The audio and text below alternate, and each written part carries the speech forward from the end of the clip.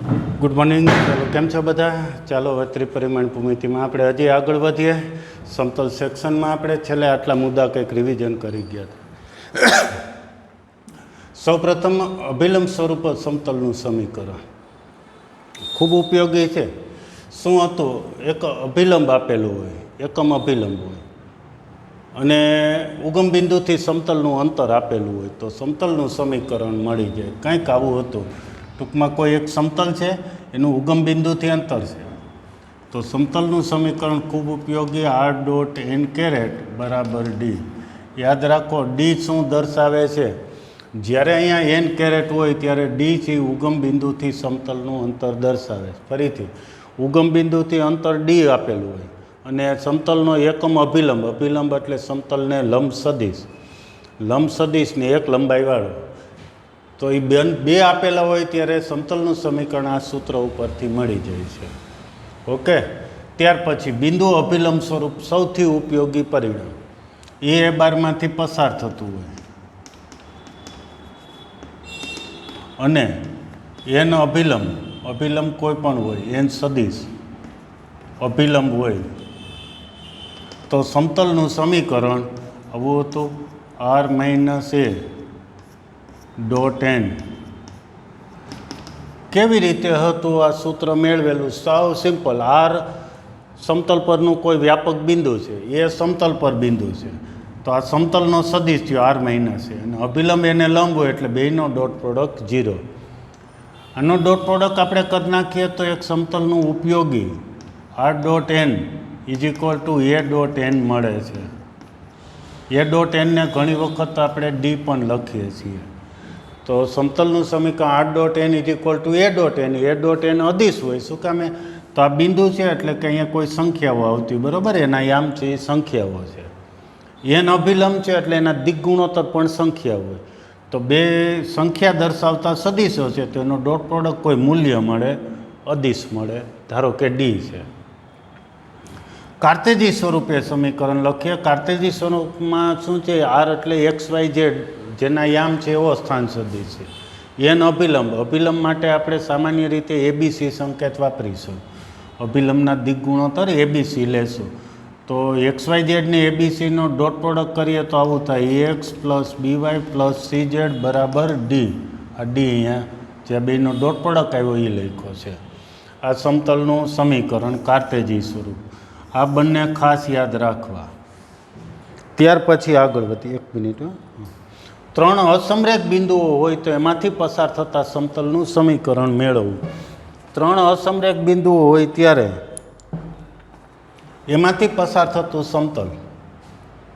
અસમરેખ બિંદુઓ એટલે એમાંથી અનન્ય સમતલ પસાર થાય અને સમતલનું સમીકરણ આ સૂત્ર ઉપરથી લખ્યું હતું. આર સદિશ માઇનસ એ સદિશ ડોટ એન. એન એટલે અભિલંબ લખવાનો. હવે 3 બિંદુઓ જ્યારે સમતલ પર હોય, ધારો કે અહીંયા 3 બિંદુઓ લઈએ છીએ આપણે, તો 3 બિંદુમાંથી 2 બિંદુઓને જોડતો એક સદિશ ને બીજો સદિશ, એ બેનો ક્રોસ પ્રોડક્ટ કરો એટલે બંનેને લંબ સદિશ એ અભિલંબ થાય. તો આપણે 2 બિંદુઓની બાદબાકી બી માઇનસ એ ક્રોસ સી બિંદુ માઇનસ એ, આપણને સમતલનું સમીકરણ મળી ગયું હતું. શું છે? આર માઇનસ એ પછી અભિલંબ. અભિલંબ કેમ મળે? તો સમતલના 2 સદિશો એનો ક્રોસ પ્રોડક્ટ કરીએ એટલે અભિલંબ મળે. આ 2 બિંદુઓ આવી રીતે લીધા તો જો આ એ, આ બી અને સી. એક સદિશ બી માઇનસ એ થાય, એક સદિશ સી માઇનસ એ થાય. બરાબર છે? કાર્તેજી સ્વરૂપ યાદ કરો, લખતો નથી. આ સદિશ જે આ પેટી ગુણન દર્શાવે છે. પેટી ગુણનમાં આ પહેલી હાર થાય, x minus x1, Y minus y1 ને ઝેડ માઇનસ z1. એવી રીતે આ બીજી હાર. બીજી હાર શું છે? બીજા બિંદુમાં પહેલું બિંદુ બાદ કરો એટલે x2 minus x1, y2 minus y1, z2 minus z1. ત્રીજી હાર શું છે? ત્રીજા બિંદુમાંથી પહેલું બિંદુ બાદ એટલે x3 minus x1, y3 minus y1, z3 minus z1 બરાબર 0. ત્યાર પછી અંતઃખંડ સ્વરૂપમાં સમતલનું સમીકરણ આપણે લખ્યું હતું. અંતઃખંડ સ્વરૂપે સમતલનું સમીકરણ એક જ મિનિટ હો. હા, અંતઃખંડ સ્વરૂપે સમતલ જો અંતઃખંડ એબીસી આપેલા હોય, સ્મોલ એબીસી એનો એક્સ અંતઃખંડ, વાય અંતઃખંડ ને ઝેડ અંતઃખંડ હોય અનુક્રમે, તો સમતલનું સમીકરણ એક્સ અપોન એક્સ અંતઃખંડ, વાય અપોન વાય અંતઃખંડ, ઝેડ અપોન ઝેડ અંતઃખંડ બરાબર 1. એક રેખાનું સમીકરણ છે એના સ્વરૂપે જ. રેખાનું અંતઃખંડ સ્વરૂપે કંઈક આવું જ હતું, X upon A plus Y upon B is equal to 1. એવું જ આ સમતલનું સમીકરણ. ઓકે, કેવી રીતે મેળવું હતું એ થોડુંક યાદ દેવરાવી દઉં તો આવું હતું કે એક્સ અંતઃખંડ એ છે એટલે આ સમતલ છે એ 0 0 બિંદુમાંથી પસાર થાય. વાય અંતઃખંડ બી એટલે કયા બિંદુમાંથી પસાર થાય? બિંદુ 0 B 0માંથી. ઝેડ અંતઃખંડ સી છે એટલે 0 0 સી એવા બિંદુમાંથી પસાર થાય, એટલે 3 બિંદુમાં જ પસાર થાય. આ સૂત્ર મુજબ સાબિતી સાદુરૂપ આપો એટલે આ સૂત્ર આપણને મળી જાય છે. ત્યાર પછી હવે નવું શું છે? નવું તો આપેલા બે સમતલો હોય એના છેદમાંથી પસાર થતા સમતલનું સમીકરણ. બે સમતલનો છેદ, બે રેખાનો છેદ આપણે ક્યાંક જોઈ ગયા હતા. બે રેખાનો છેદ હોય, હાલો અહીંયા જ એક આકૃતિ દોરું છું. આ પહેલી રેખા, બીજી રેખા, બરાબર. આપણે L1 L2 નામ આપીએ તો એનો છેદ, જો રેખા છેદતી હોય તો છેદ એક બિંદુ મળે. સમતલનો છેદ તો જો બે સમતલ છેદે તો એનો છેદ એક રેખા દર્શાવે. એક તમે ભૌમિતિક રચના, તમે બેઠા છો ત્યાંથી જ વિચારો. તમે જે રૂમમાં બેઠા છો એ દિવાલ, એક દિવાલી એક સમતલ છે, બીજી દિવાલી બીજું સમતલ છે. બંનેનો છેદ જોશો તો એક રેખા મળશે. તો બે સમતલો છે એનો છેદ એક રેખા છે. જેમ કે અહીંયા એક સમતલ દોરીએ, ધારો કે આ એક સમતલ છે, અહીંથી હવે કંઈક આપણે બીજું સમતલ દોરીએ છીએ.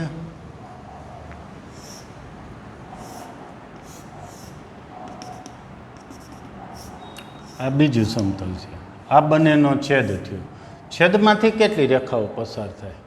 તો છેદમાંથી આ બે સમતલ તો પસાર થાય જ છે, એ સિવાય આમ ઘણા બધા સમતલ પસાર થાય, બરાબર છે. જેમ કે આપણે બે દિવાલનો છેદ એક રેખા મળે છે તો એ છેદ રેખામાંથી બે દિવાલ તો પસાર થાય, ઉપરાંત આમ ઘણા બધા સમતલો પસાર થતા વિચારી શકાય. ધારો કે આ પહેલું સમતલ છે π1, આ બીજું સમતલ છે π2. બેયના છેદમાંથી પસાર થતા સમતલનું સમીકરણ લખીએ. ધારો કે બે સમતલો આપેલા છે, એકને π1 કહીએ. π1નું સમીકરણ r.n1 બરાબર d. જો એક સમતલ હોય તો આપણે આવી રીતે સમીકરણ લઈએ છીએ, r.n બરાબર d. બે સમતલ હોય તો અહીંયા એક અભિલંબ અને એનો એક કોઈ અદિશ, બીજું સમતલ બીજું π2 લઈએ, r.n2 બરાબર d2. આ બે સમતલ લીધા, આના સ્વરૂપે જે લીધા છે r.n બરાબર d. આ બે સમતલો ના છેદમાંથી, છેદ બિંદુ નહીં લખવાનું, છેદ એ છેદ રેખા લખી શકો, ભૂલથી પણ છેદ બિંદુ ન લખાઈ જવું જોઈએ. બે રેખા તો છેદ બિંદુમાંથી પસાર થતો, એમ બે સમતલ તો છેદ રેખામાંથી પસાર થતા કોઈ પણ સમતલનું સમીકરણ હવે લખીએ છીએ. સહેજ ધ્યાન રાખો, જો સાવ સહેલું છે. પહેલું સમતલ r.n1 માઇનસ d, પહેલું સમતલ પ્લસ લેમ્બડા, બીજું સમતલ r.n2 માઇનસ d2 બરાબર 0 છે. આવું ક્યાંક સૂત્ર આવી ગયું છે તો આ જ કન્સેપ્ટમાં આવી ગયું. શું સૂત્ર હતું? પહેલી રેખા પ્લસ લેમ્બડા ઇન્ટુ બીજી રેખા બરાબર 0. યાદ આવી ગયું કંઈ? એવું જ પહેલું સમતલ પ્લસ લેમ્બડા ઇન્ટુ બીજું સમતલ. બીજી રીતે આની સાબિતી, બીજું સ્વરૂપ લખવું હોય તો બીજી રીતે આને લખીએ તો શું કરીએ? લેમ્બડા ગુણી નાખીએ અને આરવાળા બે સદીશ, એમાં r ડોટ કોમન લઈ લઈએ તો શું વધે? n1 સદીશ પ્લસ લેમ્બડા n2 વધ્યું. પછી માઇનસ d1 એને સામે લખીએ, પ્લસ d1 ને માઇનસ લેમ્બડા 2 સામે લખીએ તો લેમ્બડા d2 બરાબર 0 નહીં. બે એકના એક જ છે, ખાલી સાદું રૂપનું સ્વરૂપ જુદું છે. કાર્તેજી સ્વરૂપે હજી લખીએ આપણે.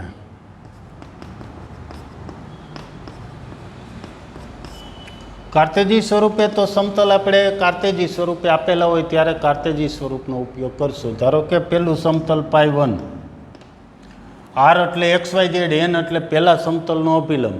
ધારો કે અભિલંબના દિગ્ગુણોત્તરો A1 B1 C1 છે, તો XYZ ને A1 B1 C1 નો dot product A1X plus B1Y plus C1Z બરાબર D1. બીજું સમતલ આર એટલે XYZ ને N2 એટલે બીજા સમતલના અભિલંબના દિગ્ગુણોત્તરો. ધારો કે A2 B2 C2 હોય તો શું થશે? A2X plus B2Y plus C2Z બરાબર D2. આના જેવું જ દેખાશે. એક સમતલ હોય તો આવી રીતે લખીએ છીએ. બે સમતલ હોય તો પહેલાં 1 ક્રમ ને બીજામાં 2 ક્રમ લખી નાખો. તો આ બે સમતલોની છેદરેખામાંથી પસાર થતા કોઈ પણ સમતલનું સમીકરણ આવી રીતે થશે. પહેલું સમતલ પ્લસ લેમડા ઇન્ટુ બીજું સમતલ. આ સમતલ અહીંયા લખી નાખીએ. A1X plus B1Y plus C1Z minus D1. A2X plus B2Y plus C2Z બરાબર માઇનસ D2. જોશો તો ગુજરાતી આ બંને સરખા જ છે. પહેલું સમતલ પ્લસ લેમડા ઇન્ટુ બીજું સમતલ. અહીંયા પણ શું લખ્યું? પહેલું સમતલ પ્લસ લેમડા ઇન્ટુ બીજું સમતલ. સ્વરૂપ એકના એક જ છે. હા, એક જ સમીકરણ કહેવાય. આ સદિશ સ્વરૂપ છે, આ કાર્તેજી સ્વરૂપ છે. અને આને આ બે તો અલ્ટિમેટલી એકના એક જ છે, ખાલી આમ ને આમ લખેલા છે. દાખલાઓમાં ઉપયોગની વાત કરીએ તો પહેલાં તમારે આ સેક્શન યાદ કરવો પડશે, રેખા સેક્શનનો. ધ્યાન રાખો. જો આની પહેલાં મેં હમણાં 12મા ધોરણમાં એક્ઝામ ગોઠવેલી ત્યારે રેખા ચેપ્ટર મૂકેલું હતું. જાણી જોઈને જ 11મા ધોરણના ચેપ્ટર મૂકતા હોઈએ છીએ. બે હેતુ હોય, એક 11માનું રિવિઝન થઈ જાય જેથી JEE માટે પણ તમારે કામમાં આવે, અને બીજું એના ઉપરથી 12મું તમારે શીખવું સમજવું સહેલું પડે. ખાલી નજર નાખી લીધી હોય તો પણ આ કન્સેપ્ટ યાદ આવી જાય. આખો કન્સેપ્ટને આખું ચેપ્ટર ન આવડે તો કાંઈ જ વાંધો નહીં. તમે ચેપ્ટરના સૂત્રોને ઉદાહરણો જોઈ લો, ઓછામાં ઓછું આટલું કરો તો પણ આ ચેપ્ટરમાં જ્યાં જ્યાં હું ઉપયોગ કરતો હોય ત્યાં બધું સમજાઈ જાય. જે વિદ્યાર્થીઓને એ બાકી રહી ગયું હોય સેક્શન તો એ પહેલાં જોઈ લે. રેખા ચેપ્ટર 11મા ધોરણમાં તો એ ઉદાહરણોને સૂત્રો એક પછી એક જોતા જાય તો આવું સેક્શન આવશે. હા, હવે એક્ઝામ્પલ કેમ ગણ્યા તે વાત કરીએ. તો પહેલી રેખા પ્લસ લેમડા ઇન્ટુ બીજી રેખા. છેદબિંદુમાંથી કેટલી રેખા પસાર થાય? અસંખ્ય રેખાઓ પસાર થાય, બરાબર. દરેક રેખાનું સમીકરણનું સ્વરૂપ આવું છે. દરેક રેખા છે એ કેમ મેળવવી? કોઈ પણ રેખા ચોક્કસ કીધી હોય તો ચોક્કસ રેખા કહે તો એની કોઈ ચોક્કસ શરત હોય કે આટલા ઢાળવાળી કે આ બિંદુમાં પસાર થતી કે ઉગમ બિંદુથી આટલા અંતરે આવેલી.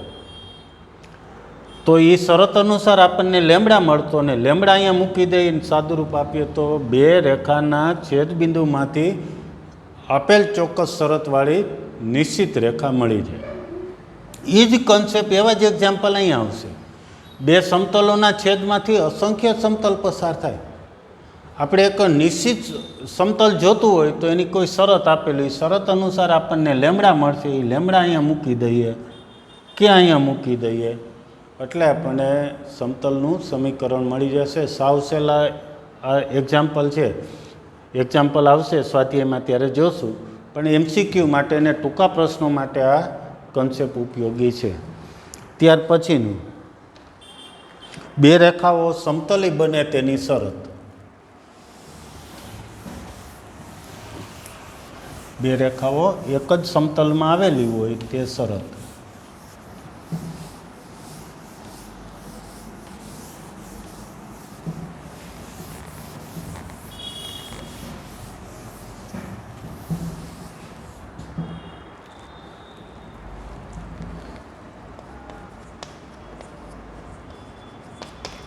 બે રેખાઓ સમતલી બને તે શરત. સાવ સહેલું છે, ધ્યાન રાખો. ધારો કે એક સમતલ છે,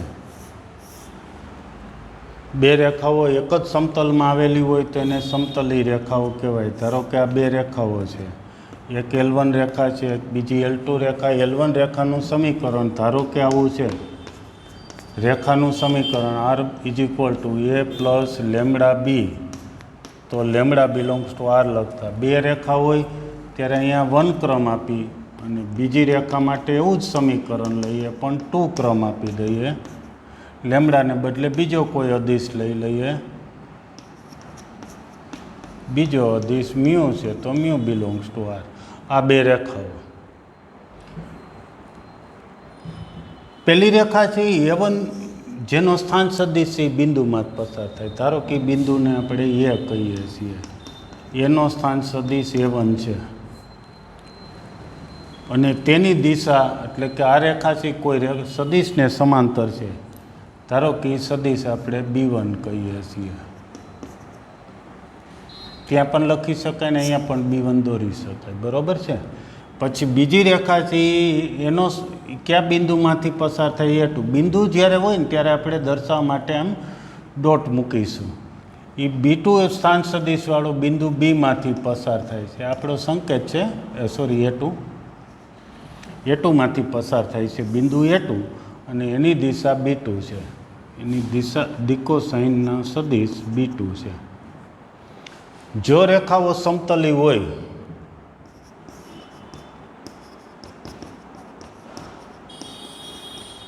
તો અને તો જ શું થાય, તો AB સદિશ એ સમતલ પર છે અને B1 અને B2 એ પણ સમતલ પર છે. તો એનો ક્રોસ પ્રોડક્ટ છે એ બે સદિશને લંબ એટલે સમતલને લંબ સદિશ થાય.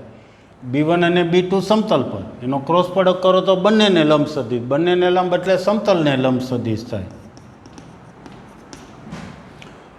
જો રેખાઓ સમતલી હોય તો રેખા પરનો સદિશ અને B1 અને B2નો ક્રોસ પ્રોડક્ટ એટલે અભિલંબ મેળવ્યો છે. બરાબર, લંબ સદિશ એ બે લંબ થાય એટલે કે આવું થાય.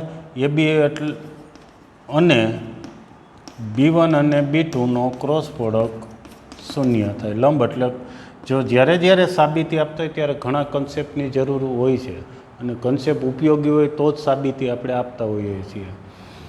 જેમ કે અહીંયા એક અભિલંબ કેમ મળે, શું કામ લંબ થયા એ આપણને ખબર પડી. આ સમતલ પરનો સદિશ, બેનો ક્રોસ પ્રોડક્ટ કરો એટલે બંનેને લંબ એટલે કે સમતલને લંબ સદિશ મેળવો. સમતલને લંબ ને સમતલનો સદિશ લંબ જ હોય. સમતલ પરનો સદિશ અને એનો અભિલંબ લંબ જ હોય. લંબ હોય એટલે ડોટ પ્રોડક્ટ 0. એ બી સદિશ કેમ મળે એ પણ એક ઘણી વખત આવેલો ઉપયોગી કન્સેપ્ટ છે. બીના સ્થાન સદિશમાંથી એનો સદિશ બાદ બીનો સ્થાન સદિશ A2 છે -A1 dot B1 cross B2 બરાબર 0. આ સમતલી હોવાની સદિશ સ્વરૂપે શરત છે અને કાર્તેજી સ્વરૂપે લખવું હોય તો કાર્તેજી સ્વરૂપ લખીએ છીએ. એક્ઝામ્પલમાં ઉપયોગ કેમ કરવો તે માટે, યાદ રાખવા માટે તો સદિશ સ્વરૂપ જ યાદ રાખો હંમેશા. ચાલો, તો આ પેટી ગુણન દર્શાવે છે. આ શરતને તમે આમ પણ લખી શકશો પેટી ગુણનમાં. A2 - A1 પહેલી R દર્શાવે, B1 અને B2 આ બંને એકની એક જ શરત છે, ધ્યાન રાખજો. તો પહેલી R એટલે બે બિંદુની બાદબાકી. બિંદુઓ કેવી રીતે લેતા હોય તો x1 y1 z1 ને x2 y2 z2 એની બાદબાકી. x2 - x1 y2 - y1 ને z2 - z1. B1 પહેલી રેખાની દિશાને આપણે ABC દિક ગુણોત્તર એવી રીતે લખતા તો A1 B1 C1 લખીશું. બીજામાં A2 B2 C2 લખીએ. આ કાર્તેજી સ્વરૂપ. આના ઉપરથી જ કાર્તેજી યાદ રાખવા. પહેલી R, બીજી R ને ત્રીજી R. પહેલી R બે બિંદુઓની બાદબાકી છે. બીજી ને ત્રીજી R બે રેખાના દિક ગુણોત્તરો લખેલા છે. એનો નિશ્ચયકનું મૂલ્ય 0 થાય તો સમતલી છે. આ શરત આવશ્યક અને પર્યાપ્ત શરત છે. તો અને તો જ આવે છે. આવશ્યક અને પર્યાપ્ત શરત છે. ઓકે, સરસ સૂત્ર છે, સમજીને પાછું રિપીટ કરી જાજો. ત્યાર પછીનો હવે મુદ્દો આગળ લઈએ આપણે. બે સમતલ વચ્ચેનો ખૂણો. બે રેખાઓ વચ્ચેનો ખૂણો આવી ગયો. કેમ મેળવતા? તો બે રેખાઓના જે દિગ્ગુણોત્તરો હોય એની મદદથી ખૂણો મેળવી લેતા. ટૂંકમાં દિશાઓ વચ્ચેનો ખૂણો મેળવી લેતા. હવે આપણે બે રેખાઓ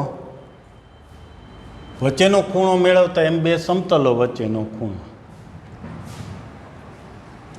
ધારો કે એક સમતલ છે,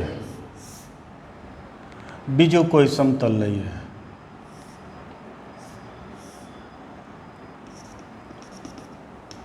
આ બીજું સમતલ છે, બરોબર. બે સમતલ વચ્ચેનો ખૂણો એટલે આ બે સમતલ વચ્ચેનો ખૂણો થયો કહેવાય. કેમ મેળવવો? તો ફરીથી પહેલાં વિચાર લે, બે સમતલો જ્યારે છેદે ત્યારે ચાર ખૂણા બને. રેખા કન્સેપ્ટ ઉપરથી સમજીએ. ધારો કે આ બે રેખાઓ છે, L1 ને L2. તો બે રેખાઓ છેદે ત્યારે અભિકોણ, એકરૂપ અભિકોણની બે જોડ રચાય. એક આ જોડ ને એક આ જોડ. અભિકોણો એકરૂપ જ હોય, સરખા જ હોય. એમાંથી લઘુકોણ હોય એને બે રેખાઓ વચ્ચેનો ખૂણો કહેતા. એમ સમતલ વચ્ચેના ખૂણામાં લઘુકોણ હોય એને બે સમતલ વચ્ચેનો ખૂણો કહેવાય. હજી આમાં સમજી લે. ધારો કે આ રેખાઓ છે એને બદલે સમતલ સમજો. એક આમ સમતલ છે, બીજું સમતલ આવી રીતે આવેલું છે. બંને વચ્ચેનો ખૂણો એટલે તો કે આ જે ખૂણા બન્યા છે એમાં લઘુકોણ એને ખૂણો કહેવાય. રેખાઓ વચ્ચેનો ખૂણો મેળવવો સાવ સહેલો હતો કે બેની દિક્કો સાઈન B1 અને B2 હોય એની વચ્ચેનો ખૂણો મેળવી લ્યો તો રેખા વચ્ચેનો ખૂણો થઈ જાય. સમતલ વચ્ચેનો ખૂણો કેમ મેળવવો? તો કે બેના અભિલંબ વચ્ચેનો ખૂણો, અભિલંબ એટલે લંબ સદિશ, વચ્ચેનો ખૂણો એ છે એ બે સમતલ વચ્ચેનો ખૂણો થાય. એટલું યાદ રાખવાનું. અભિલંબ વચ્ચેનો ખૂણો મેળવો તો સમતલ વચ્ચેનો ખૂણો થાય. હવે અહીંયા ધ્યાન રાખવું, આ પહેલું સમતલ એનો અભિલંબ N1, આ બીજું સમતલ એનો અભિલંબ N2. એ બે સમતલ વચ્ચેનો ખૂણો એટલો જ એના અભિલંબ વચ્ચેનો ખૂણો થાય. સમતલ વચ્ચેનો ગુરુકોણ મેળવો એ રેખા અભિલંબ વચ્ચેનો ગુરુકોણ થાય. જેમ કે બે સમતલ લંબ હોય, ધારો કે આ પહેલું સમતલ છે, આ બીજું સમતલ છે, આવી રીતે વિચારી લો. તો સમતલ વચ્ચેનો ખૂણો શોધવો હોય તો આ પહેલાંનો અભિલંબ, આ બીજાનો અભિલંબ. જો અભિલંબો લંબ હોય તો સમતલ એ લંબ હોય. અભિલંબ વચ્ચેનો ખૂણો એ જ સમતલ વચ્ચેનો ખૂણો થાય. એવી જ રીતે ધારો કે એક સમતલ આમ છે, બીજું સમતલ આમ છે. આ સમતલ સમજો, બરાબર. આ સમતલ છે, એક બીજું આમ સમતલ છે. એમની વચ્ચેનો ખૂણો તો આનો અભિલંબ દોરીએ,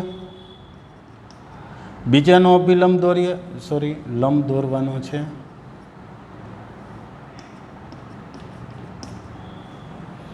તો અહીંયા જે ખૂણો છે એ જ ખૂણો અહીંયા બનતો હોય. સમતલ વચ્ચેનો ગુરુકોણ, ધારો કે આ ગુરુકોણ લઈએ. હવે અહીં ગુરુકોણ દર્શાવીએ તો આ જે ગુરુકોણ આવે એ જ અહીં ગુરુકોણ હોય. લઘુકોણ મળે તો ગુરુકોણ મળી જ જાય. 180માંથી બાદ કરો એટલે બે સમતલો વચ્ચેનો ગુરુકોણ મળી જાય. લઘુકોણ મેળવવો હોય, ધારો કે આ થીટા છે તો અહીંયા પણ આ થીટા થાય. મતલબ કે ધારો કે પેલું સમતલ લઈએ π1, R.N1 બરાબર D1, અને બીજું સમતલ π2 લઈએ R.N2 બરાબર D2. જો બંને વચ્ચેનો ખૂણો થીટા હોય, બંને સમતલ વચ્ચેનો લઘુકોણ થીટા હોય તો cos થીટા બરાબર N1.N2. સૂત્ર કોઈ જ અઘરું નથી. N1નું માન N2નું માન શું છે? સમતલ વચ્ચેનો ખૂણો એ અભિલંબ વચ્ચેનો ખૂણો છે. તો અભિલંબ વચ્ચેનો ખૂણો સૂત્ર તો એનું જ બે સદિશો વચ્ચેનો ખૂણો હતો એવું જ પણ અહીંયા માન આવે છે. શું કામે? તો કે લઘુકોણ છે એટલે કોસનું મૂલ્ય ધન હોય એટલામાં. કાર્તેજી સ્વરૂપની વાત કરીએ તો ધારો કે π1 સમતલ છે કાર્તેજી સ્વરૂપે છે. કાર્તેજી સ્વરૂપ એટલે ax + by + cz બરાબર d. અહીં ABC કેપિટલ એ લખી શકો, બરાબર છે. બે સમતલ હોય તો અહીં આપણે ક્રમ પહેલો આપી દઈએ, π2 એટલે બીજું a2x + b2y + c2z. આ બીજું.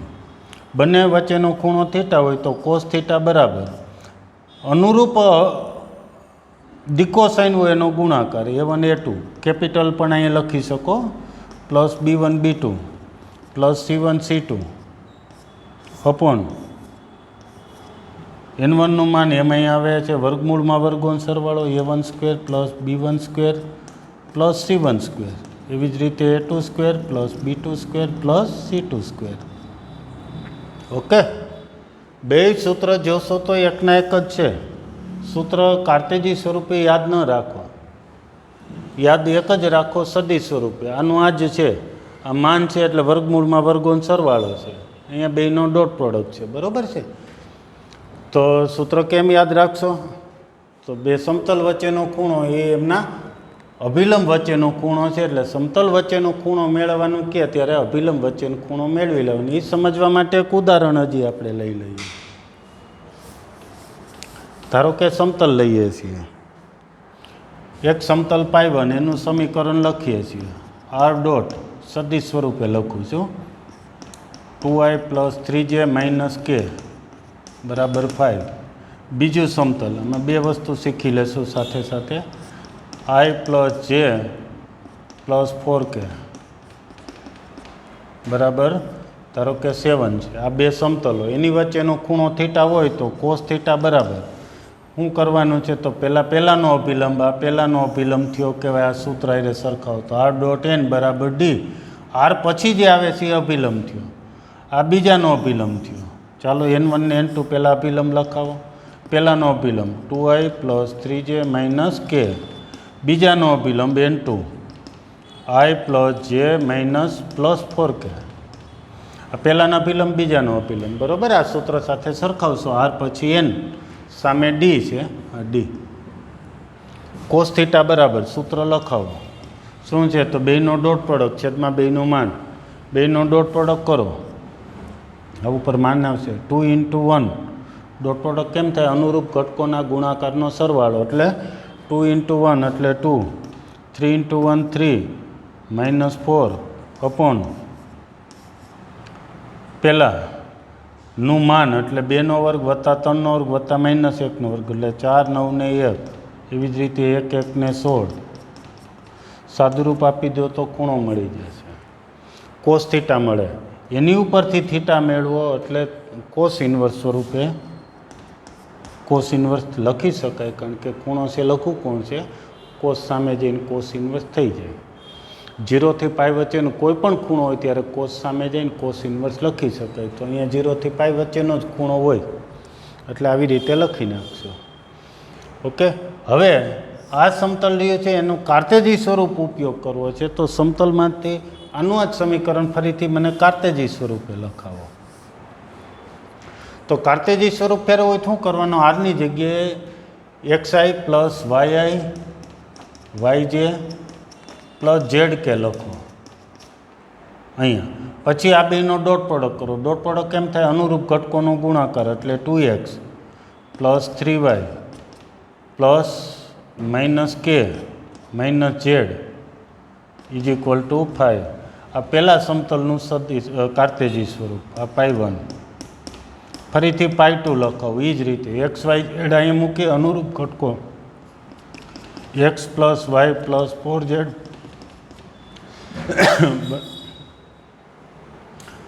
હવે અહીંયા કાર્તેજી સ્વરૂપ વાપરો તો શું છે? અનુરૂપ દિક ગુણોત્તરો અભિલંબના એનો ગુણાકાર, એટલે આ જ આવી જશે. છેદમાંના વર્ગમૂળમાં વર્ગોનો સરવાળો, તો એ જ આવી જશે, બરાબર છે. કાર્તેજી સ્વરૂપથી લખો કે સદિશ સ્વરૂપથી, બંને સરખું જે છે. તમારે કોઈ ઉદાહરણ લઈ બે સ્વરૂપે ગણવું.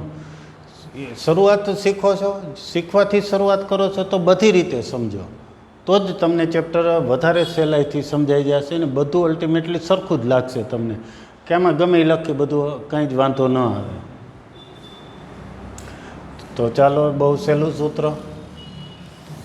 ત્યાર પછીનું છેલ્લું એક સૂત્ર હજી લઈ લઈએ.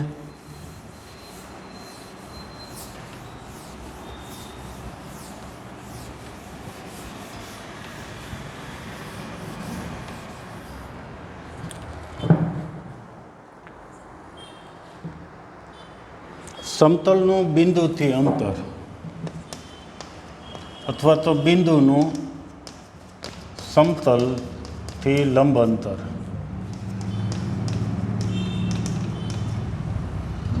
ચાલો મેળવવું છે બિંદુથી સમતલનું અંતર છે, જે ધ્યાન રાખો. આવો એક કન્સેપ્ટ આવી ગયો છે રેખા ચેપ્ટરમાં 11મા ધોરણમાં. કોઈ બિંદુ હોય ત્યાંથી એ બિંદુથી રેખાનું લંબ અંતર મેળવવાનું. લંબ અંતર ઘણી વખત ન લખ્યું હોય, ખાલી અંતર કીધું હોય તો પણ તમારી જ સમજી લેવાનું. ઓકે, તો ચાલો હવે ધારો કે કોઈ બિંદુ પી છે. બિંદુ પીનો સ્થાન સદિશ એ છે. સંકેતમાં લખવું એટલે આ બિંદુના એનો સ્થાન સદિશ. આપણે બિંદુથી સમતલનું અંતર મેળવવું. ધારો કે બિંદુ અહીંયા છે, આ સમતલનું લંબ અંતર. ધારો કે લંબપાદ ક્યુ છે, તો પીથી ક્યુ સુધીનું અંતર મેળવવું છે. ધારો કે સમતલ એકમ પહેલું સ્વરૂપ છે આર ડોટ એન બરાબર ડી. એટલે કે આ સમતલનો એકમ અભિલંબ એન છે. હવે આ સૂત્ર લખ્યું છે તો આની ઉપરથી તમને ખબર છે કે ડી શું છે. અહીં એન કેરેટ હોય એટલે ડી છે એ ઉગમ બિંદુથી સમતલનું અંતર દર્શાવે. ધારો કે અહીં ક્યાંય ઉગમ બિંદુ છે ઓ, ક્યાંય પણ દર્શાવી દઈએ. ધારો કે ઓ ઉગમ બિંદુથી અંતર ડી છે. ચાલો અહીંથી અહીંયા સુધીનું અંતર ડી છે. આટલું ક્લિયર. હવે આપણે આ સમતલને સમાંતર અને આ બિંદુમાંથી પસાર થતું હોય એવું એક સમતલ દોરીએ.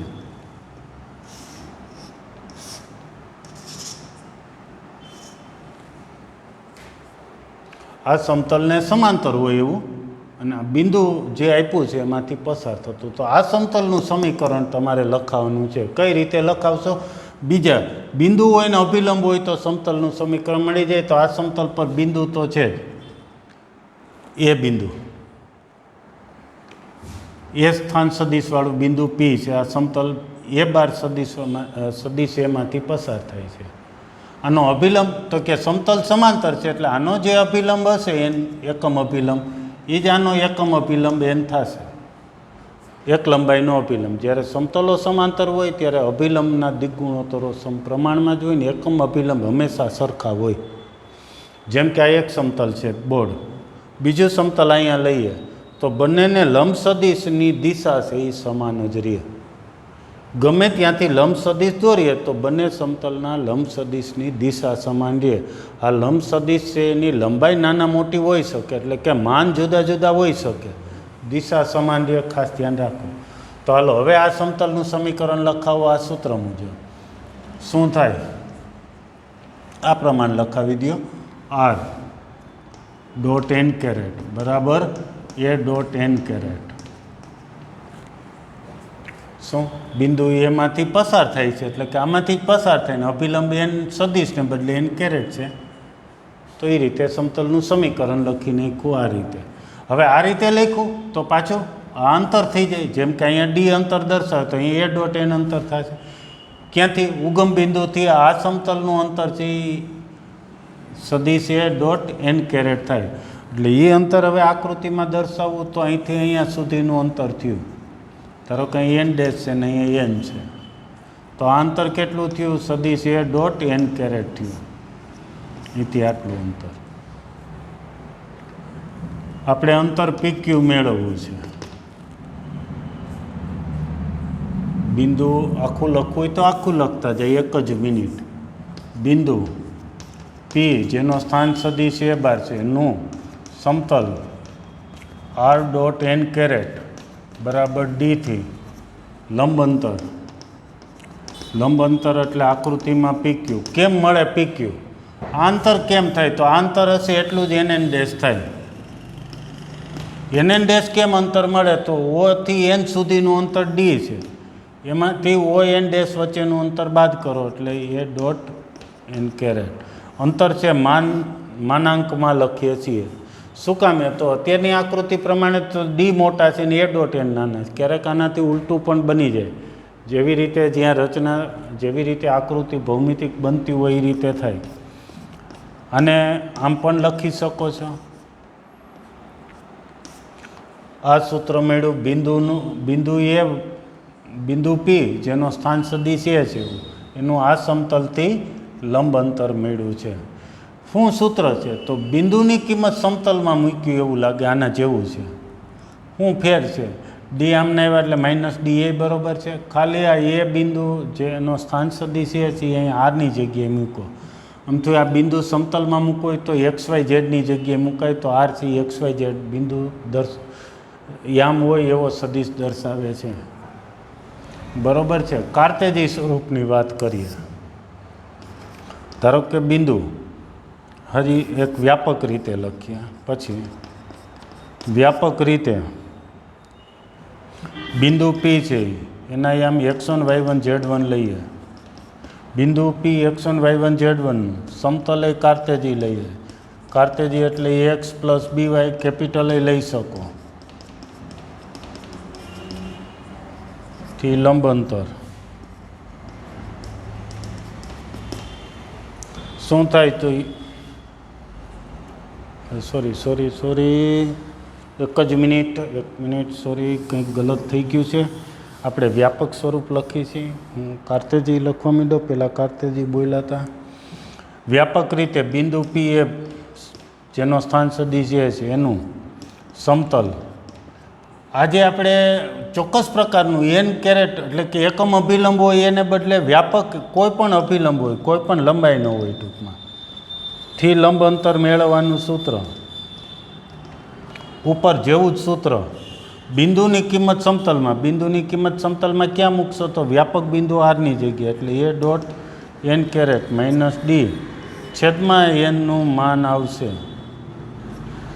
બે સૂત્ર એકના એક જ છે. આ વ્યાપક છે, તમે આ વ્યાપક જ યાદ રાખજો. શું છે તો કે જો અહીં એન કેરેટ હોય તો એન કેરેટનું માન 1 થઈ જાય એટલે આ જ સૂત્ર બની જાય. એનની જગ્યાએ એન કેરેટ મૂકી દો એટલે આ જ સૂત્ર થઈ ગયું છે. બરાબર છે. કોઈ પણ બિંદુનું કોઈ પણ સમતલથી અંતર મેળવવાનું સૂત્ર કાર્તેજી સ્વરૂપે લખવું હોય તો ચાલો લખીએ. તો બિંદુ પી છે x1 y1 z1 લઈએ છીએ. કાર્તેજી સ્વરૂપ લખીએ છીએ.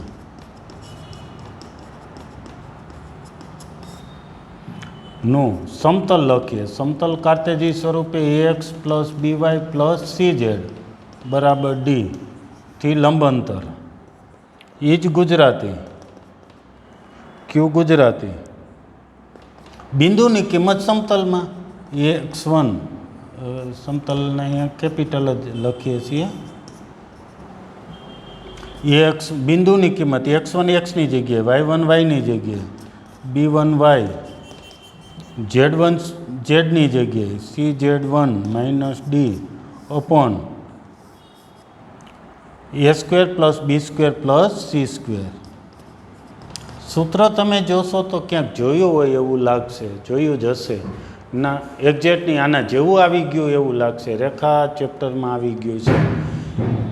કયું સૂત્ર હતું તો એક બિંદુ આપ્યું હોય છે જ ધ્યાન રાખો. હવે લખું છું એ જૂનું સૂત્ર. બિંદુ x1 y1 હોય પી બિંદુનું રેખા આપણે આવી લેતા x plus BY plus C બરાબર 0 થી અંતર અથવા લંબ અંતર. શું હતું? બિંદુની કિંમત રેખામાં x1 xની જગ્યાએ પછી y1 yની જગ્યાએ plus C upon under root a² plus b². યાદ આવ્યું? બસ એવું જે સૂત્ર છે.